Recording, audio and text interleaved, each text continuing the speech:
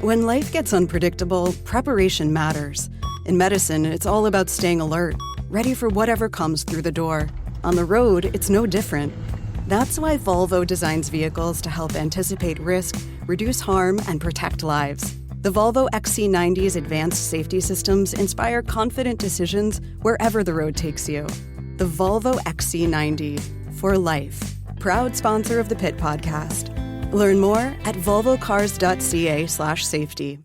Let's get to the story of our Canadian Olympians. Joining me on the line, Joseph Polossifakis, Olympic athlete in fencing. En garde, Joseph. Did I say that right? Yes, you're a natural. It's good, well done. Listen, before we get into this story of what's going to happen to all the food that was supposed to head to Japan with the athletes, I want to talk to you about how you feeling. You know, there must be some disappointment here with what's happened. How are you coping? Yeah, obviously very difficult. It's something you prepare for a lot. And a lot of us, 40% of the athletes, myself included, haven't even yet qualified. So that's an extra, stress that you don't know when things are going to get back to normal, when you're going to be able to train and travel again to try and qualify for the next Olympics. The way I've been approaching is really just going day by day, trying to do things on a daily basis, work out, do some activities that make me happy, to relax me. Because if you focus on the present, what you could do in the present, it's much better than trying to look into an uncertain future.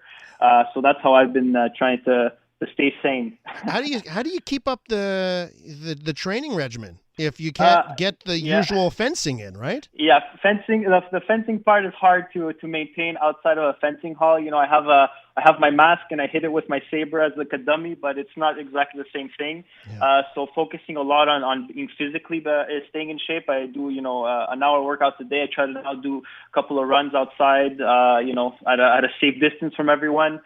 Trying to start biking now, but it's going to be difficult when we get back to just the fencing specific training. There's going to be a little bit of a ramp up period required.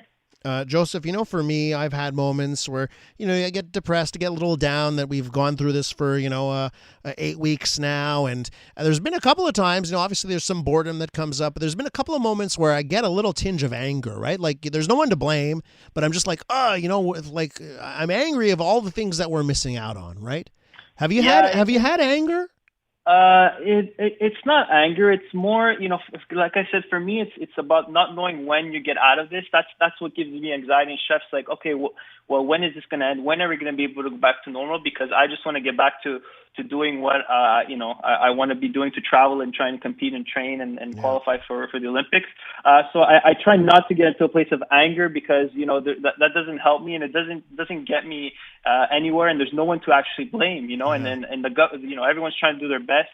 So I'm just trying to focus on what I can control. When you do that, it's much easier to get over these tough periods. And you know what? Let's focus on happiness. And there's a photo of you standing in front of pallets and pallets of food with the biggest smile on your face. So let's get into this story. Of course, the Canadian Olympic Committee is supposed to head to Japan. You bring a whole bunch of food. The Canadian Olympic Committee brings food for the athletes for the Olympic Village, and that was supposed to go to Japan. Obviously, there's no Olympics. So tell me what the Canadian Olympic Committee is doing.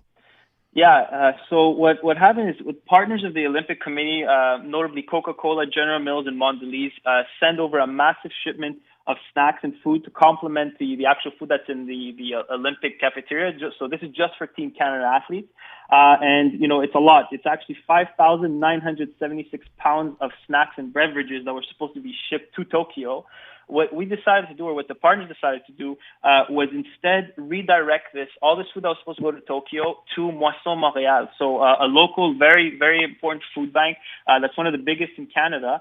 And they are going to redistribute to over 253 communities across Montreal who have been really hard hit by COVID. They're one of the most hard hit in Canada, in order to help them out in this tough time. It's part of this initiative showing that, Team Canada is not just the athletes that are going to the Olympics, or that do sports, or that represent, Canada at the international stage. Right now, we're all Team Canada, and we're doing our part to try and help the communities in Montreal that are affected. So I was very proud being an Olympian from Montreal.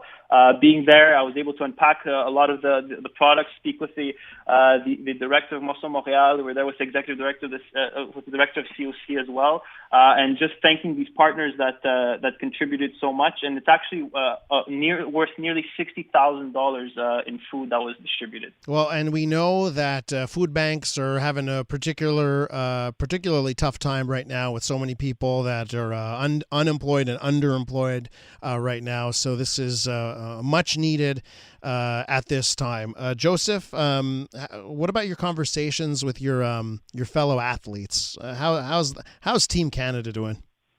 It's everyone. Olympians were pretty good at trying to be resilient and overcoming tough situations.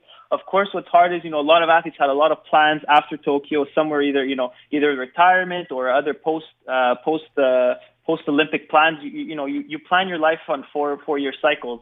And now extending this, a lot of people could say, oh, it's just a year. But in an athlete's a year is a lot of things, a lot of sacrifice that come into it. So that's a tough part for a lot of fellow athletes. But a lot of them are just trying to stay positive, and that's what I've seen mostly. We even have calls between ourselves that to help cope with this and have interactions and just show that we're all here for each other as well. But we also know how important this moment is, just not for us, and how much of a worldwide moment it is to stay strong. So we're trying to also be role models and being like, we had a tough situation, but this is so much bigger than us, and we're all going to come back stronger than this and get back to normal whenever that time comes. That's Joseph Polossifakis, Olympic athlete in fencing. Joseph, thank you so much for coming on the program. Thanks, Elias. Thank you for having me. And I've posted on my Twitter. If you go to my Instagram, on my Instagram. If you go to my Instagram story, I've reposted one of Joseph's Instagram posts. And if you go to his profile, J_Polo, and you can get it through my Instagram at Elias Makos, you can see some of those photos of Joseph with those food supplies at Montreal. Really great story.